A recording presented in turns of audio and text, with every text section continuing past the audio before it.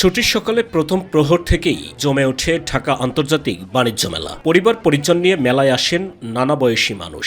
বিশেষ করে শিশু ও তরুণদের উপস্থিতি চোখে পড়ার মতো।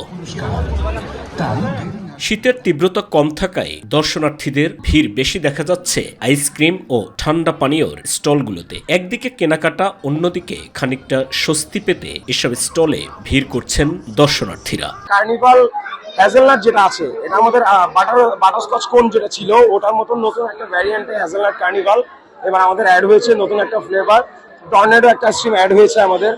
সো এই আইসক্রিমগুলো সবাই ট্রাই করছে এবং ভালো ফিডব্যাক দিচ্ছে আলহামদুলিল্লাহ। এটা ভালো মনে হলো, স্পেশালি ওদের যে একটা আইসক্রিম আছে ওই যে রোবাস্তো, যেটা ওটা সবচেয়ে বেস্ট আমার কাছে মনে হয়েছে। আর চকলেট যে কোনগুলো আছে সেগুলো খুব ভালো। পোলার আইসক্রিমটা বেশি মজা। পোলারটা খাই, তো এটা যেহেতু আমি হ্যাবিচুয়েটেড খেতে অভ্যস্ত, সে কারণেই খাও। অন্য আইসক্রিম নিই না, সাধারণত সবসময় খেলে পোলারটাই খাই, এই জন্যই পোলার খাচ্ছি।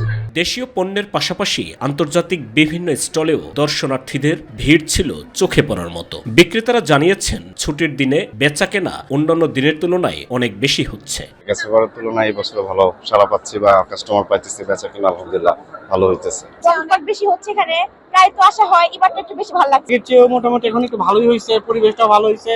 দর্শনার্থীরা মেলার সার্বিক নিরাপত্তা ও ব্যবস্থাপনায় সন্তোষ প্রকাশ করেন। সব মিলিয়ে ছুটির দিনে ঢাকা আন্তর্জাতিক বাণিজ্য মেলা আনন্দ আর কেনাকাটায় মুখরিত দর্শনার্থীরা। সাইদুর রহমান আবির, মাই টিভি নিউজ ডেস্ক।